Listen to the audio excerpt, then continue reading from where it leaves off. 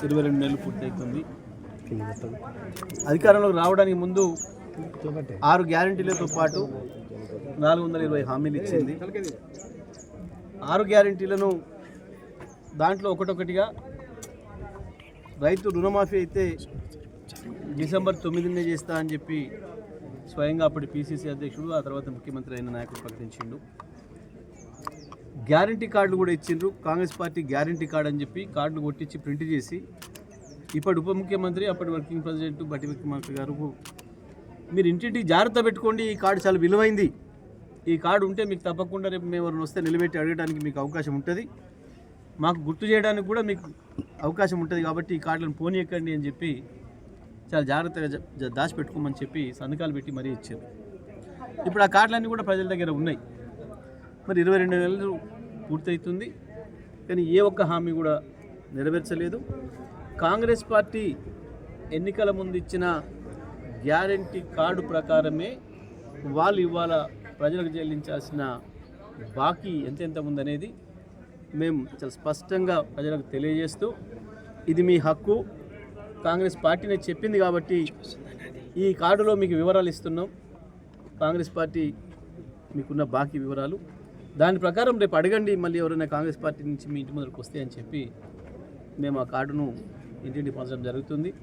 ఇవాళ రైతులకు సంబంధించి రుణమాఫీకి సంబంధించి దాదాపుగా 50,000 కోట్ల రూపాయల రుణమాఫీ చేయాల్సిన కాంగ్రెస్ పార్టీ ప్రభుత్వం కేవలం 20,000 చేసామని చెప్పారు, కానీ వాస్తవానికి దాంట్లో రియలైజ్ అయింది 17,000 కోట్లే అని చెప్పి ఇవాళ ఆర్థిక శాఖ స్పష్టంగా ప్రకటించింది. అంటే ఇంకా 30,000 కోట్లకు పైగా రైతాంగానికి బాకీ ఉంది. అదేవిధంగా రైతు బంధు కాదు, నేను రైతు భరోసా ఇస్తా, ఇవాళ ఇస్తే కేసీఆర్ 10 ఇస్తుండు, నేను రాగానే 15 ఇస్తా అని చెప్పి రైతాంగానికి చెప్పి మోసం చేసి ఇప్పటివరకు కూడా ఇవ్వకుండా ఎగ్గొట్టిన బాకీ ఒక్కొక్క ఎకరానికి 19,000 చొప్పున ఇవాళ కాంగ్రెస్ పార్టీ బాకీ ఉంది. ఇంకొక వైపు మహిళలకు 2,500 మీకు మొదటి నెలలనే ప్రారంభం చేస్తామని చెప్పి స్పష్టంగా చెప్పిండ్రు, అది కూడా ఇవాళటి వరకు ఇవ్వలేదు. దాని ప్రకారం మహిళలకు ఒక్కొక్క మహిళకి ఇవాళ 55,000 రూపాయలు బాకీ పడ్డది కాంగ్రెస్ పార్టీ. అదేవిధంగా వృద్ధులకు ఇచ్చే పెన్షన్ కూడా 2,000 4,000 చేస్తామని చెప్పారు. ఒక వృద్ధులకే కాదు, మొత్తం ఆసరా పెన్షన్లు వితంతువులకు ఇచ్చేవి కావచ్చు, ఒంటరి మహిళలకు ఇచ్చేవి కావచ్చు, ఇతర అనేక రంగాల్లో ఇస్తున్న పెన్షన్లన్నీ కూడా 2,000 4,000 చేస్తామని చెప్పినారు. దాని ప్రకారం చూస్తే కూడా ఇవాళ ప్రతి ఒక్కరికి కూడా ఆసరా పెన్షన్దారికి 44,000 రూపాయల బాకీ ఉంది కాంగ్రెస్ పార్టీ ప్రభుత్వం. అదేవిధంగా ఒక్కింట్లో ఇద్దరు కూడా ఇస్తామని చెప్పినారు, మరి అటువంటి వాళ్ళకైతే ఇంకెక్కువ బాకీ ఉంది, 88,000 బాకీ ఉంది.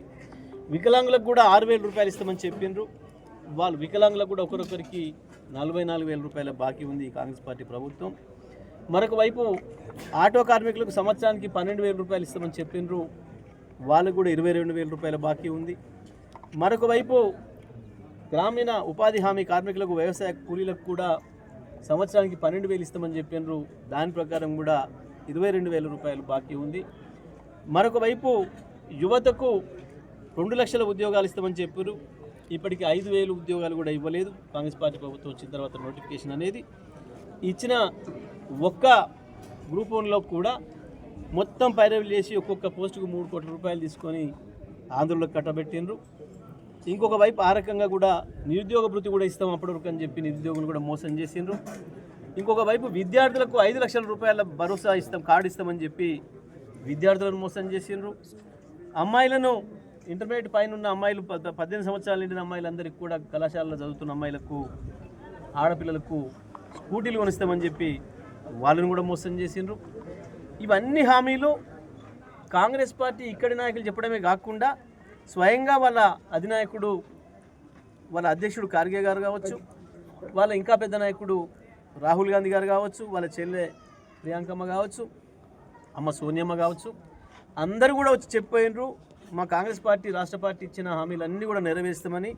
రాహుల్ గాంధీ గారు ఒక అడుగు ముందేసి మొదటి క్యాబినెట్లోనే తీర్మానం చేసి మొదటి అసెంబ్లీలోనే దీనికి కానూన్ చేస్తాం, గ్యారంటీ చేస్తాం, మొత్తం మీకు ఇచ్చేటట్టు చట్టబద్ధత చేస్తామని కూడా వారు చెప్పిపోయినరు.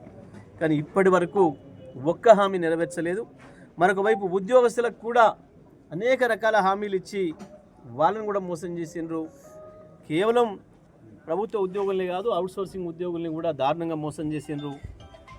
ఇవాళ అంగన్వాడీ టీచర్లు కావచ్చు, ఆశా వర్కర్లు కావచ్చు, అంగన్వాడీ వర్కర్లు కావచ్చు, ఆయాలు కావచ్చు, పోయి అడిగితే దెబ్బలు కొట్టే పరిస్థితి ఉంది. ఇంట్లో నుంచి వెళ్ళకముందే అరెస్టులు చేసే పరిస్థితి ఉంది దారుణంగా. ఇవాళ కేవలం ఏ ఒక్క శాఖతో పనిచేయించడం లేదు, చేస్తున్నది ఒకే ఒక్క శాఖ, కమిషన్లు ఇచ్చే శాఖ ఒక్కటే పనిచేస్తూ ఉంది. ముఖ్యమంత్రి మంత్రులు పోటీపడి కమిషన్లు తీసుకునే పనిలో ఉన్నారు, డబ్బులు సంపాదించే పనిలో ఉన్నారు. ఎవరైనా ఎదురు తిరిగితే పోలీస్ శాఖ మాత్రం ఇప్పుడు సిద్ధంగా ఉంది. ఎవడైనా చోటమోట కాంగ్రెస్ నాయకుడు ఫోన్ చేసి చెప్పంగానే వెంటనే పోయి అరెస్ట్ చేసి పట్టుకోవచ్చు లోపడేయడానికి. ఎవరైనా మా బాధ ఇది, మాకు యూరియా దొరుకుతలేదు అని చెప్పి ఎవరైనా సోషల్ మీడియాలో పోస్ట్ పెడితే వాళ్ళని పట్టుకుపోయి కొట్టుడు, వాళ్ళని పట్టుకుపోయి ఇబ్బందులు పెట్టుడు. ఇవాళ దుర్మార్గంగా యూరియా కొరకు లైన్లలో నిలబడి మహిళలు చనిపోయే పరిస్థితి వచ్చింది. ఇది ప్రభుత్వం చేస్తున్న దుర్మార్గం. సినిమా హాల్కు పోయి ఒకరు తొక్కిసలాటలో చనిపోతే వెంటనే ఆయనను అరెస్ట్ చేసిండ్రు. ఫలానా ఆయన వస్తేనే ఈ తొక్కిసలాట జరిగింది అని చెప్పి ఆ కుటుంబానికి కంపెన్సేషన్ ఇచ్చారు, సంతోషం. కానీ మరి ఒక మహిళా రైతు చనిపోయింది, మీరు పెట్టిన యూరియా లైన్లో నిలబడి ఆ తోపులాటలో చనిపోయింది. ఆమె ఇంటిని పరామర్శించిన దిక్కు కూడా లేదు ఇప్పటి వరకు. అంటే రైతాంగం అంటే గంత సోయి లెక్కుంటుంది ప్రభుత్వం, మహిళా రైతులు అంటే ఆయంత సోయి లెక్కుంటుంది, మహిళా ఉద్యోగస్తులన్నా సోయి లేకుండా ఉంది. ఆశా వర్కర్లు అడిగినా, అన్నం పెట్టే వర్కర్లు అడిగినా, అంగన్వాడీ వర్కర్లు టీచర్లు అడిగినా దుర్మార్గంగా కేసులు పెడుతూ అరెస్టులు చేస్తూ ఇబ్బందులు పెడతా ఉన్నారు. మరి ఇటువంటి కాంగ్రెస్ పార్టీ రేపు మళ్ళీ ఏ ముఖం పెట్టుకొని వస్తుందో ప్రజలకు ఒకసారి అడగాలని చెప్పి మేము ఆ కార్డును ఏ వర్గాలకు ఎవరెవరికి ఎంత బాకీ ఉందో ఆ కార్డులన్నింటిని కూడా ఆ ప్రజలకు ఇచ్చిపోతున్నాం. ప్రతి ఇంటికి కూడా ఆ రోజు కాంగ్రెస్ పార్టీ ఇచ్చిన గ్యారంటీ కార్డును దాచిపెట్టుకున్నారు. ఇప్పుడు మేము ఇచ్చిన బాకీ కార్డును కూడా మీ దగ్గర పెట్టుకోండి. రేపు ఏ ఎన్నికలు వచ్చినా వాడు ఎవడైనా కాంగ్రెస్ జెండా పట్టుకొని మీ ఇంటి ముందుకు వస్తే ఆ కార్డు ఈ కార్డు ముందర పెట్టి అడగండి, ఇంత బాకీ ఉన్నావు బిడ్డ, ఈ బాకీ కట్టిపోండి, మాకు అప్పటిదాకా మా ఇంట్లోకి అడుగు పెట్టవద్దు అని చెప్పి అడగాల్సిన అవసరం ప్రజలకు ఉంది. దానికి చైతన్యం చేయాల్సిన బాధ్యత ప్రతిపక్షంగా మా పైన ఉంది. కాబట్టి మేము ఇవాళ ఈ బాకీ కార్డును ఈరోజు ఈ సూర్యాపేట నియోజకవర్గంలో ఉర్లుగొండ గ్రామంలో ఈరోజు మేము ప్రారంభం చేసి ఇంటింటి కార్డులు ఇవ్వడం జరిగింది. ఈ సందర్భంగా ప్రజల స్పందన మీరు కూడా చూసిండ్రు, ఏ రకంగా స్పందిస్తున్నారో, ప్రభుత్వం పైన ఏ రకంగా వ్యంగ్యంగా మాట్లాడుతున్నారో. 25,000 వచ్చినాయి అంటే మేము 2,500 ఇచ్చిర్రా అంటే 2,500 ఎందుకు 5,000 ఇచ్చిర్రు మాకు అని చెప్పి చెప్తున్నారు ప్రజలు. అంటే రేవంత్ రెడ్డి ప్రభుత్వం అంటే ఆ రకమైన భావన వచ్చింది ప్రజల్లో. మరి కాంగ్రెస్ పార్టీ ఇప్పటికైనా బుద్ధి తెచ్చుకొని ఇచ్చిన హామీలు నెరవేర్చే పని ప్రారంభించాలని చెప్పి మేము డిమాండ్ చేస్తూ ఉన్నాం.